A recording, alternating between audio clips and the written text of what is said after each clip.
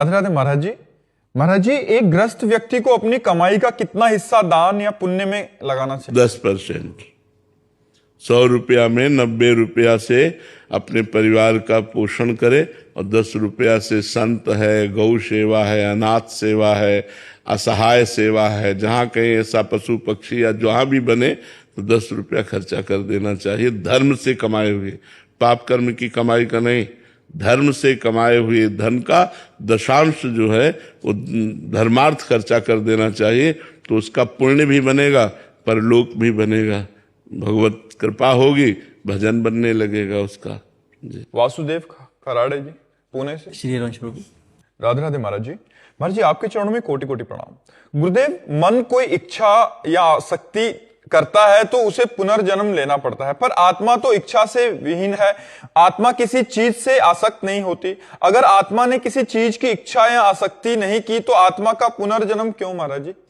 आत्मा को ही तो भ्रम हो गया, भ्रम तो आत्मा को ही है।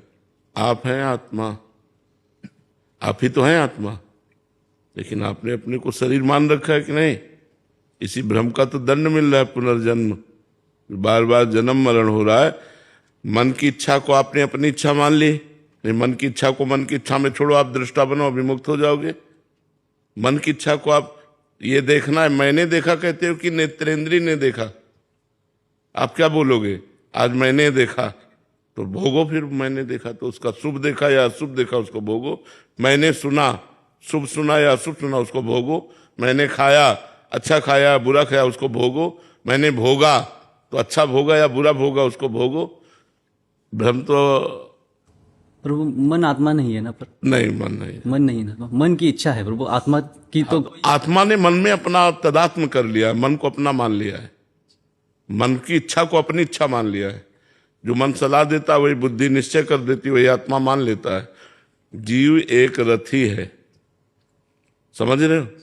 शरीर एक रथ है, इंद्रियां इसके घोड़े हैं, मन इसकी लगाम है और बुद्धि इसका ड्राइवर सारथी है। अब रथी ऐसे बैठा है, अब सारथी मन की लगाम को ढीली कर दिया बुद्धि रूपी सारथी ने।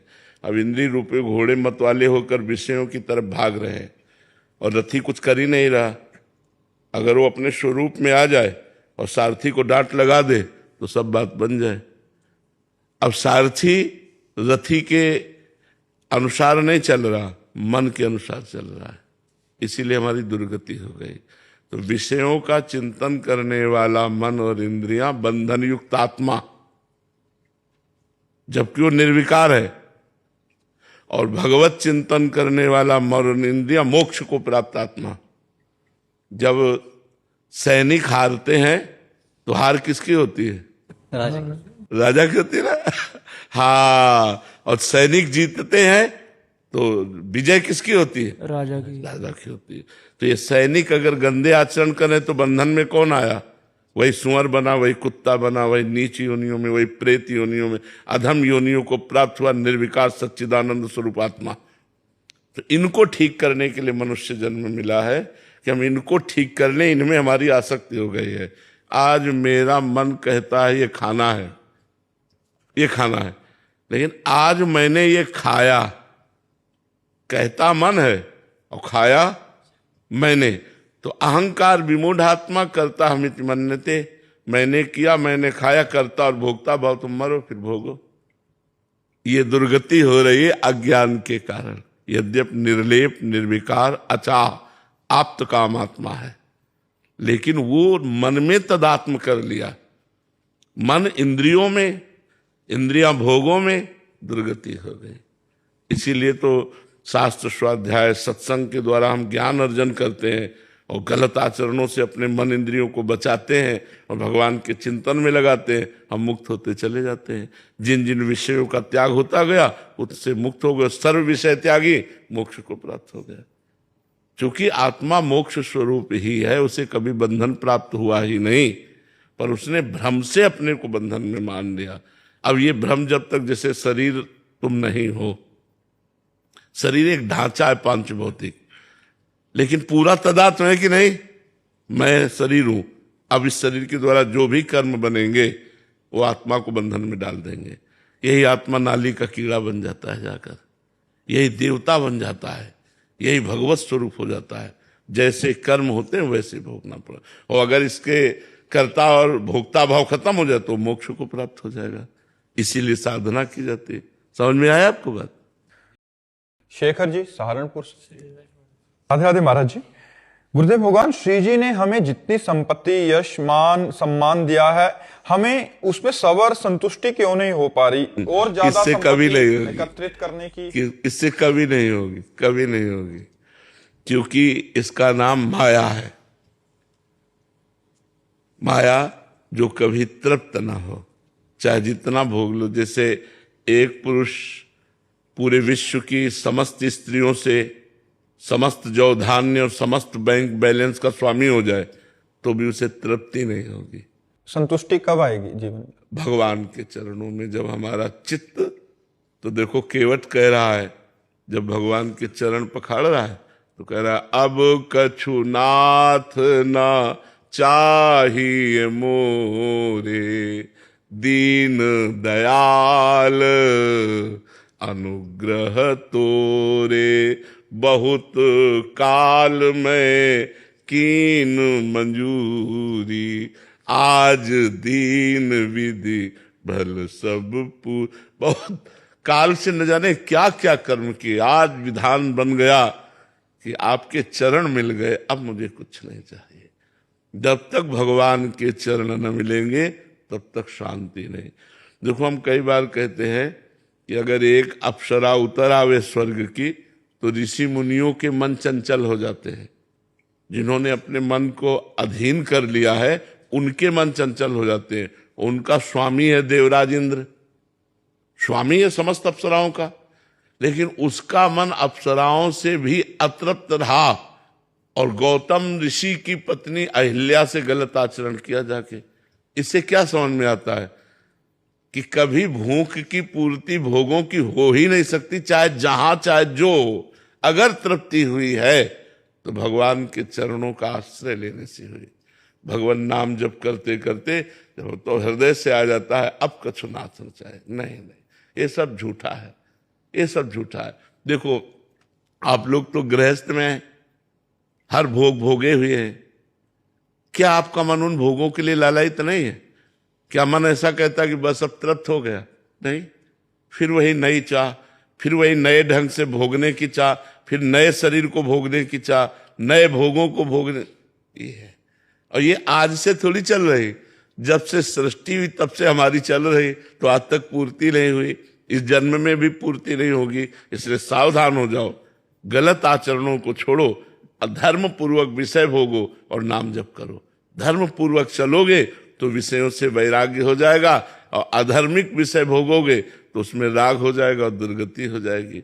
जैसे आप एक नियम ले लो कि हम अपने धर्म की कमाई से ही उदर पोषण करेंगे, अपनी पत्नी से ही केवल अनुराग रखेंगे, कभी कोई पाप नहीं करेंगे, तो आपका मन भगवान की तरफ चलने लगेगा, भोगों से हटने लगेगा। और जब आप इधर उधर दृष्टि डाल के गलत आचरण, तो मन आपको फंसा देगा।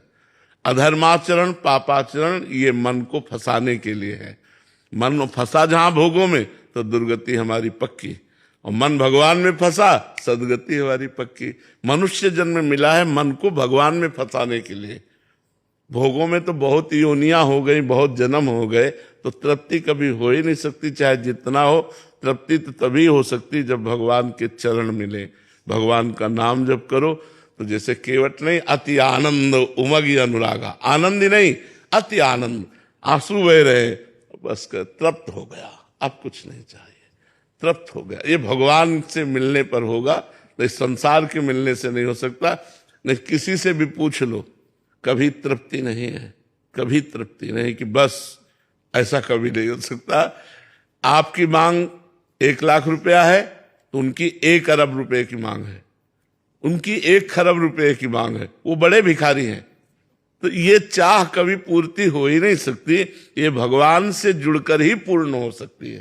समझ पा रहे आप? दीपक कुमार जी दिल्ली से। श्री हरिवंश गुरुदेव। पूज्य गुरुदेव, भक्तमाल ग्रंथ में अनेकों ऐसे प्रसंग हैं जिसमें भक्त संत समागम एवं संतों की सेवा में बहुत ज्यादा भाव रखते थे एवं अपना सब कुछ उनकी सेवा में अर्पण कर देते थे। जैसे पीपा जी एवं उनकी धर्मपत्नी सीता जी, महाराष्ट्र के राजा महिपति वराज जी की बेटी का प्रसंग आदि। क्या आज के युग में भी ऐसी निष्ठा रखने वाले भक्त हैं महाराज जी? बहुत कम है। जैसा देखा गया, एक दिन पीपा जी और सीता सहचरी जी चीदर चिदरानी जी के दर्शन करने के लिए गए। गृहस्थ भक्त थे। चीदर चिदरानी जी तो द्वारिका में भगवत साक्षात्कार के बाद वहां द्वारिका में महिमा सुनी। कुछ चीदर चिदरानी जी नाम के एक भक्त है, तो वहां गए। अब वो ऐसे महान भक्त थे कि सब कुछ उनका संत सेवा में जा चुका था। मतलब यहां तक कि खाने के लिए भोजन भी नहीं था। वो भगवत आश्रित निरंतर नाम जप, और एक वस्त्र चीदर जी के शरीर में फटा पुराना धोती और एक नया वस्त्र चिदरानी जी के शरीर में था।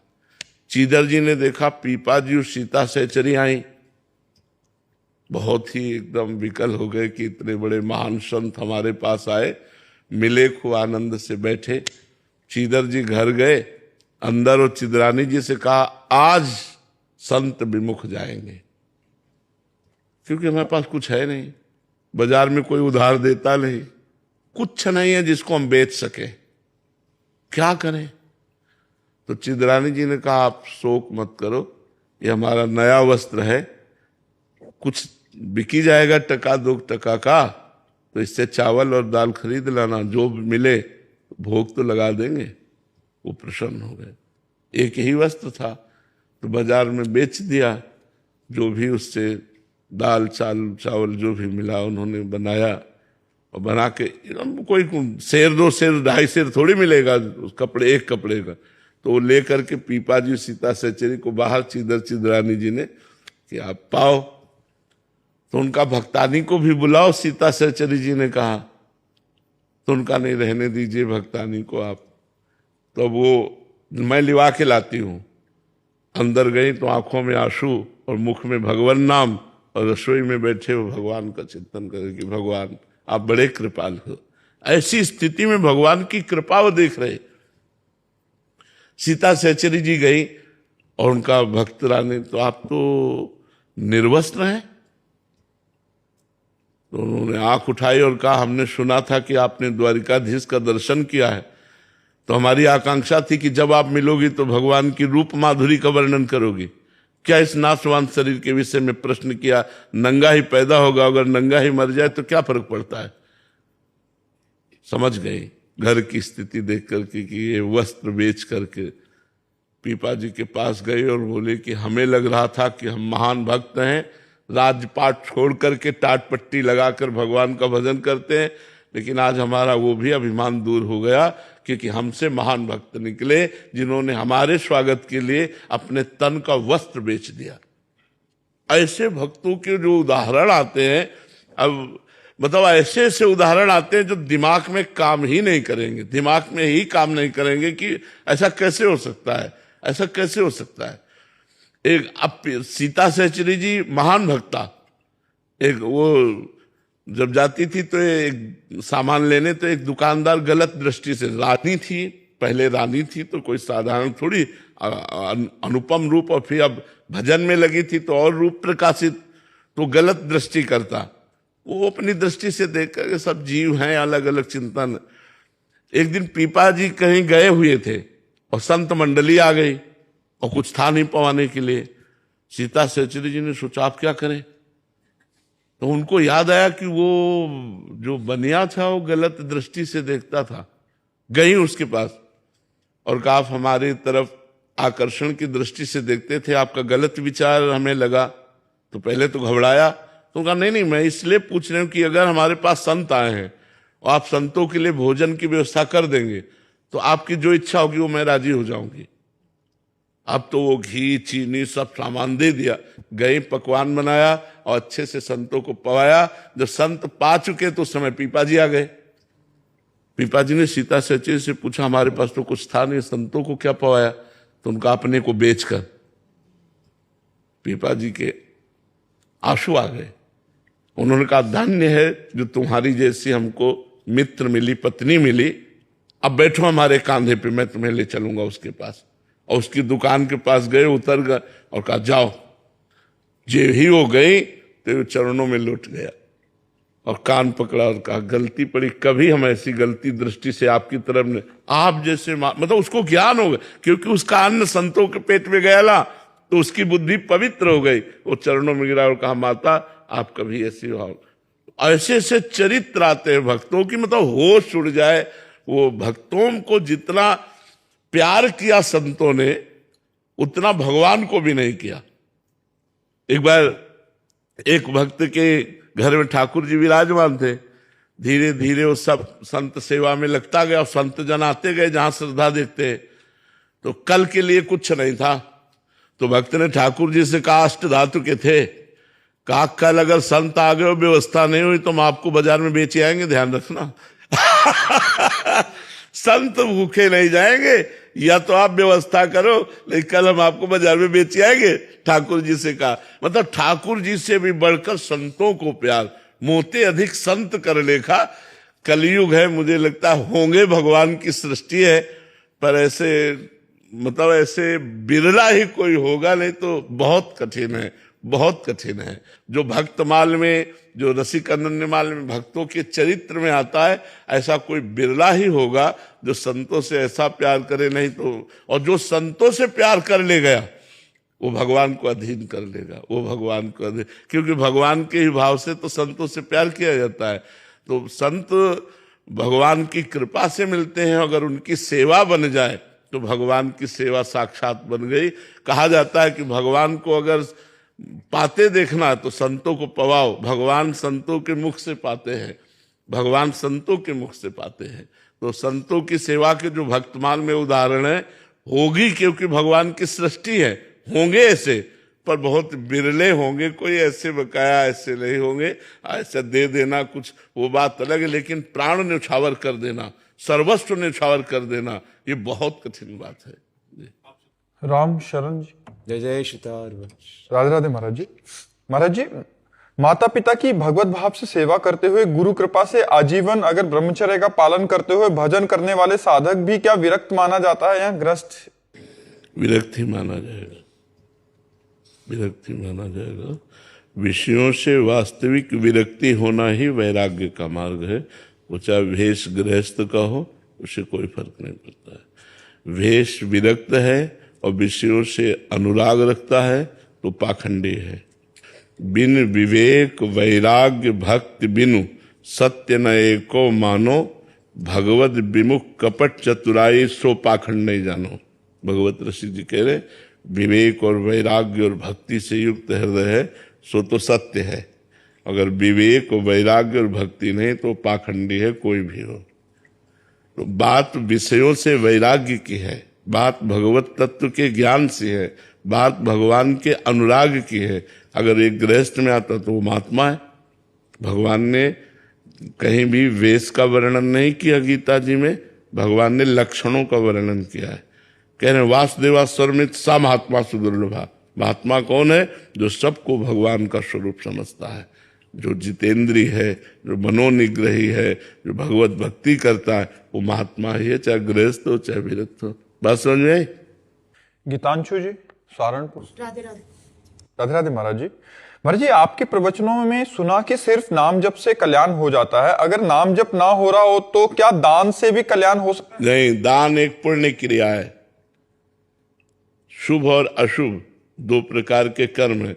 दान एक शुभ कर्म है जिसका फल सांसारिक सुख है। बहुत उच्च कोटि का दान हुआ तो स्वर्ग का सुख है, लेकिन भगवत प्राप्ति थोड़ी करा सकता है। भगवत प्राप्ति तो भजन से होगी। बारी मथे घृत होए बरु, सिकताते बरु तेल, और बिनु हरि भजन न भवतरी, या सिद्धांत अपेल। ये अटल सिद्धांत है। जब तक नाम जप नहीं करोगे तब तक संसार से मुक्त नहीं हो सकते। तुम यज्ञ करो, दान करो, पुण्य करो, ये जो करोगे इसका तुम्हें फल मिलेगा, लेकिन भगवत प्राप्ति थोड़ी होगी। भगवत प्राप्ति भजन से होती है। महाराज जी, अभी आपने एक प्रश्न के उत्तर में अभी थोड़ी देर पहले कहा था कि उसने दान किया तो उसकी बुद्धि शुद्ध हो गई। संतों बुद्धि शुद्ध का मतलब भगवत प्राप्ति थोड़ी हो गई। और जो काम भाव से देख रहा था सीता सहचरी को, तो उसकी बुद्धि शुद्ध हो गई, वो मात्र भाव से देखने लगा। लेकिन भगवत प्राप्ति की थोड़ी बात हो गई। तो क्या महाराज जी उससे उसको संतों का संग और उसके हाँ, आगे की अब संतों का संग करके भजन करेगा तो भगवत प्राप्ति हो जाएगी। मतलब सोपान बन सकता है। हाँ, प्रथम भगति संतन कर संगा, इसीलिए कहा है प्रथम भगति संतन कर संगा, दूसर ममरत कथा प्रसंगा। भगवान के चरणों के जो प्रेमी संत जन हैं उनका संग करना प्रथम सोपान है। हमारी बुद्धि शुद्ध होती है, फिर आगे जब हम बढ़ते चले जाते हैं तो भगवान के भजन में रति हो जाती है और हमारा कल्याण हो जाता है। जैसे उन्होंने लिखा है दान से कल्याण, तो यात्रा के अंतर्गत में अगर ऐसा करेंगे तो संत संग होगा या बुद्धि। हाँ, जैसे आपने बहुत सुकृत किए तो लिखा है पुण्य पुंज बिन मिले ही न संता, तो उसका सोपान। हाँ, आप बहुत अच्छा पुण्य किए तो आपको संतों का संग मिलेगा, सत्संग से भजन में रुचि होगी और भजन से कल्याण। अच्छा, यात्रा ये। हाँ, भजन से परम कल्याण होगा। अगर दान पुण्य से होता तो बड़े बड़े धनी लोग ना दान करके भगवान को खरीद लेते, भगवान के धाम में भी पास बनवा लेते। नहीं, वो तो है नहीं, उसमें तो सर्वस्व त्याग कर भगवान से भजन करना, अंदर से अकिंचन होकर भगवान का भजन करना, तब भगवत प्राप्ति होती है। प्रज्ञा जी यूएसए से। राधे राधे। राधे राधे महाराज जी। महाराज जी, मैं प्रिया लाल की हूँ और गुरुदेव भगवान आपकी और इष्ट की कृपा से इसी जन्म में मुझे भगवान की प्राप्ति होगी। क्या मुझसे निकुंज में अगर कोई ऐसी गलती हो जाए जिसके कारण। नहीं, वहां गलती ही नहीं होती, गलती ही नहीं होती। वहां ऐसा जो स्वरूप मिलता है उसमें गलती के चांस नहीं होते, चांस ही नहीं है, चांस ही नहीं है। मतलब गलती के चांस पांच भौतिक शरीर में है, चिदानंद शरीर में गलती के चांस, जो मान लो सहचरी वपु है, गोपी वपु है, सखा वपु है, भगवान का जो ये दिव्य वपु है, इनमें चांस ही नहीं है, गलती का कोई चांस ही नहीं है। प्रियालाल के मन मन की रुचि जान नेह विधि अनुसार है, जो प्रियालाल के मन में चलता है वही सहचरी के मन में चलता है। वो मन की रुचि देख करके सेवा करती तो गलती का कोई सवाल ही नहीं होता। अंशुल जी। राधे राधे महाराज जी। महाराज जी, आपने मेरा हाथ ठीक उस समय पकड़ा जब मुझे शरीर का हर संबंधी दुख और धोखा दे रहा था। आपने अपनी इस लीला से मुझे सत्य का मार्ग दिखाया प्रवचन के माध्यम से। महाराज जी, अब प्रश्न यह है कि गुरुदेव भगवान ग्रस्त में रहते हुए वैराग्य जैसा जीवन और भरोसा संभव है क्या? हाँ, क्यों नहीं संभव है। कितने भक्तमाल में देखो, कितने ऐसे भक्त हैं जो गृहस्थ हैं और भगवान से दृढ़ संबंध रखते हैं। भाई, हम लोगों ने भजन को एक कुछ अलग मान रखा है। अब एक आदमी किसान है, फावड़ा चला रहा है, राम राम राम, हर फावड़े में राम राम कह रहा है, धर्म से कमा रहा है, आए हुए अतिथि संतों का भोजन, वो भगवत प्राप्त हो जाएगा। आए हुए अतिथि संतों का भोजन पान और करा रहा है, किसानी कर रहा है, भगवान का नाम जब, वो कभी माला लेके नहीं बैठता, कभी आरती नहीं करता, वो भगवत प्राप्त हो जाएगा। आप नौकरी जा रहे हैं, जाते समय नाम जप कर रहे हैं, 8 घंटे नौकरी कर रहे हैं, बीच बीच में नाम जप कर रहे हैं, 8 घंटे को कृष्णार्पणम मस्तु कर दिया, घर आए, अपने परिवार से सबसे मिले, हंसे बोले, जिससे जैसा धर्म है वैसा व्यवहार किया, खाया पिया, एकांत हो गए, भगवान का चिंतन कर रहे हैं, धर्म पूर्वक विषय भोग रहे, वो भगवान को प्राप्त हो जाएगा। हमने भगवत प्राप्ति कोई ऐसा कठिन समझ रखा है, भजन को ऐसा समझ, तो कह दे फिर आप लोग, ये हमारे भाग्य में लिखा है कि विरक्त भाव से चलो और हजारों को तारने का ज्ञान प्राप्त करके हजारों को समझाओ। ये हम लोगों को अलग ट्रेनिंग दी गई, अलग मार्ग बनाया गया। नहीं, भगवत प्राप्ति के लिए सहज मार्ग है। नाथ सकल संपदा तुम्हारी, मैं सेवक समेत सुख नारी। गृहस्थी में रहकर भगवान का चिंतन करते हुए अपने गृह कार्य करो, परिवार को भगवान की सेवा का स्वरूप समझो। भगवान ने 8-10 लोग जो हमें परिवार में दिए, सेवा सबकी मनोकामनाएं पूर्ण करते हुए, राजी खुशी से भजन करते हुए, जो विपत्ति दुख आवे सहते हुए भगवान को प्राप्त हो गया। वो तो भगवान को प्राप्त करना कठिन नहीं है, गंदे विषयों को छोड़ना कठिन है, गंदी आदतों को छोड़ना कठिन है, जो निषेध है उनको छोड़ना कठिन है। अगर वो छोड़ दो तो गृहस्थी में आप संत हो, गृहस्थी में संत हो। संत का मतलब केवल वेश से नहीं होता, उद्देश्य से होता है, लक्षणों से होता है। अगर आप में लक्षण श्रेष्ठ हैं तो आप संत हो। तो ये भगवत मार्ग में चलो तो भगवान कृपा करेंगे। कोई ऐसा नहीं कि कपड़ा बदलने से ही काम बनता हो, ऐसा नहीं है। हाँ, आपकी अब भोगों में रुचि नहीं रही तो संसार में रहना अच्छा नहीं लगता, तो चलो वैराग्य मार्ग लेकर के एकांत में भगवान का निरंतर चिंतन करो और जगत मंगल के लिए अपना भजन दान करो। करना पड़ेगा जगत मंगल, बिना यहाँ जगत मंगल किए नहीं जा सकते यहाँ से। अगर ऐसे गए तो सदगति नहीं होगी, क्योंकि संसार का अन्न खाया, संसार का वस्त्र पहना, संसार में पैदा हुए तो संसार का हित करो, संसार का मंगल करो, तब जाओ यहाँ से। ऐसे थोड़ी सबकी ड्यूटी है, तुम अपने हिसाब से हित करो, हम अपने हिसाब से हित करते।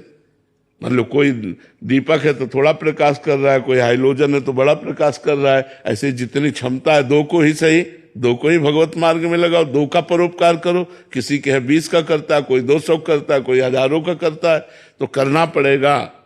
चाहे गृहस्थ हो चाहे विरक्त हो, परोपकार करो और भजन करो। अब जैसे आपका सबसे बड़ा परोपकार माता पिता की सेवा, पारिवारिक जनों की सेवा, धर्म पूर्वक मेहनत से कमाना, नाम जप करना, कोई भूखा दरवाजे आ गया उसे भोजन दे देना, कभी तीर्थ यात्रा आदि गए वहां दान पुण्य कर देना, भगवान का नाम जप कर रहे हैं और ये सब कर रहे हैं, तो वो सब भगवत प्राप्ति का हेतु हो जाता है। ज्यादा मेहनत की जरूरत थोड़ी है। प्रदीप जी जोधपुर से। राधे राधे महाराज जी। महाराज जी, श्री जी की कृपा जब जीव पर होती है तो उससे क्या संकेत मिलते हैं? सबसे पहला उसे साधु समागम प्राप्त होता है, संतों का संग प्राप्त होता है। जब द्रवहि दीन दयालु राघो तो साधु संगति पाइए। अब मोहि भाव भरोस हनुमंता, बिनु हरि कृपा मिले नहीं संता। जब भगवान कृपा करते हैं, श्री जी कृपा करती हैं, तो अपने जनों का संग देती हैं। और जब संत संग होता है तो हमारे जीवन से दुर्व्यसन, दुराचरण इनका त्याग होता है और सतमार्ग पर हमारे कदम बड़े जोर से चल पड़ते हैं। और साधु संग की कृपा से हम भगवान को प्राप्त कर पाते हैं। तो प्रथम संकेत संत मिलन। जहां संत मिलन हो तो समझ लो अब हमारा अंतिम जन्म आने वाला है। इसलिए भगवान ने हमें सत्संग प्रदान किया, साधु संग प्रदान किया। बिना भगवान की कृपा के, श्री जी की कृपा के, रसिक जनों का संग, संत जनों का संग, भगवत प्रेमी महात्माओं का संग दुर्लभ है। यही कृपा, यहीं से जीव का आध्यात्मिक उत्थान होता है। प्रथम भगति संतन कर संगा। सबसे पहली भक्ति है संतों का संग, और ये भगवान की कृपा से प्राप्त होती है। शिवम पांडे जी। राधे राधे महाराज जी।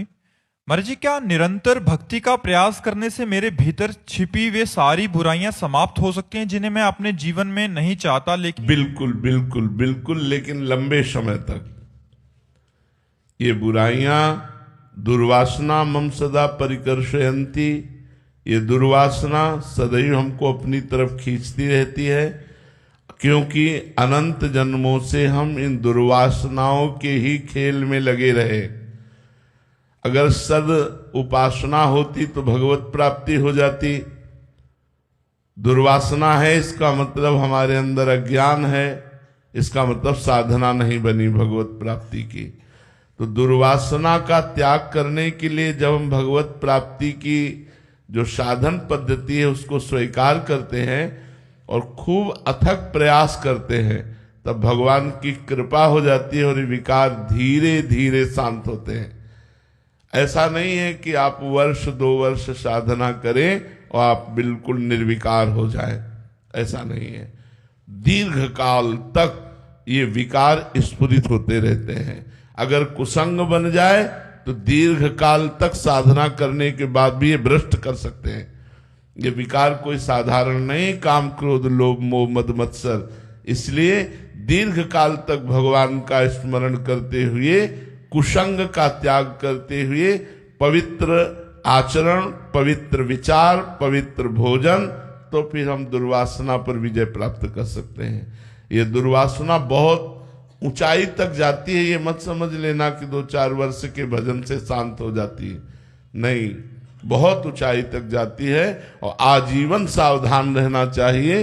दुर्वासना कभी भी पटक सकती है, किसी को भी पटक सकती है। इसलिए भगवान का चिंतन करते हुए सदैव डरते रहना चाहिए। यही डर ही डरपि हरिवंश हित, जिनो भ्रमय गुण सलिल पर, जिह नामन मंगल लोक तिहु, सुहरिपद भज न विलंब कर। जिनका नाम तीनों लोकों का मंगल करने वाला है, ऐसे भगवान के चरणों का आश्रय लो और डरते रहो कि कहीं ये त्रिगुणात्मिका माया हमें भोगों में न फंसा दे, हमें कहीं भ्रष्ट न कर दे। लंबे समय तक यदि अभ्यास किया जाए सत विचार, सद आचरण, सदसंग, तो ये असत विचार, असत आचरण, असत संग का त्याग हो जाएगा, तो दुर्वासना नष्ट हो जाएगी। इंदु जी जोधपुर से। राधे राधे महाराज जी। महाराज जी, सत्संग मंडली के माध्यम से भक्ति मार्ग में प्रवेश पाकर मेरा जीवन धन्य हुआ और उसी संग से मैं आध्यात्मिक रूप से आगे बढ़ पाई हूं। अब अंतःकरण एकांतिक भक्ति की ओर प्रेरित हो रहा है, किंतु समय की सीमाएं मार्ग में बाधा बन रही हैं। ऐसी स्थिति में क्या किसी का मन दुखाकर दूरी बनाना उचित है? प्रभु की कृपा से जो नहीं, हमें तो ऐसा नहीं लगता कि हमारा अगर एकांतिक भजन है अंदर का, तो हम बाजार में भी कर सकते हैं, हम नौकरी करते हुए भी कर सकते हैं, हम हर स्थिति में भजन कर सकते हैं। भजन के लिए भागकर कहीं एकांत जाने की जरूरत नहीं है। जहां हो वहीं भजन का अभ्यास करो। जिस परिस्थिति में हो उसी परिस्थिति में भजन करके निकल जाओ, तो तुम्हें माया परास्त नहीं करेगी। भागकर कहाँ जाओगे? कहीं एकांत नहीं है, एकांत तो हृदय में है। और हमारा जब हृदय भगवान के लिए तड़पने लगा, तो इसी का तो नाम भजन है। हम नौकरी करते हुए, व्यापार करते हुए, किसानी करते हुए, गृहस्थ के कार्य करते हुए, सबके बीच में रहते हुए, रिश्तेदारों से मिलते हुए भी हमारा हृदय तड़प रहा है भजन के लिए, इसलिए हमारा भजन चल रहा है। यही भजन जा करके हमको भगवत प्राप्ति कराता है। ये कभी भूल मत करना। भगवान के द्वारा दी हुई परिस्थिति का यदि त्याग कर दोगी, तो जो भजन चल रहा है वो भी छूट जाएगा। आप सोचो कि चलो हम भागकर भजन करते हैं, तो फिर आओ आप देखो जो भजन चल रहा है वो छूट न जाए तो हमें बताना। यदि भगवान तुम्हें वृंदावन लाए संयोग बना के, वो बात अलग की है। क्योंकि यहाँ होगी भोजन व्यवस्था, रहने की व्यवस्था, किसी का संग, किसी का आश्रय, वो आपके भजन को बाधा पहुंचा देगा। जहां हो, जिस परिस्थिति में हो, तुम्हारा केवल कर्तव्य है भजन को संभालते रहना, परिस्थिति के बदलने की मांग न चाहना, कहीं आने जाने की बात मन में ना आना। जैसा प्रभु करे, जोई जोई प्यारो करे, सोई मोहि भावे। अगर उनको एकांत देना है तो एकांत दे देंगे, उनको समाज में रखना है तो समाज में रहते हुए भी हम भजन करेंगे। हम आपसे बात कर रहे हैं, तुम्हें आश्चर्य होगा, लेकिन हमारा भजन चल रहा है। जैसे आप हमारी बात सुन रहे हैं, लेकिन आपका अंदर चिंतन कुछ और चल रहा है, देख लो। ऐसे ही भजन होता है कि हम आपसे बात कर रहे हैं, लेकिन हमारा आंतरिक हृदय किसी और क्षेत्र में लगा हुआ है। ऐसे भजन होता है। बाहर से हम संसारिकता में लगे हैं और अंदर से भगवान को पुकार रहे हैं। यही सबसे बड़ा भजन है। आप भागना नहीं किसी परिस्थिति से। जैसी परिस्थिति भगवान ने दी है, उसी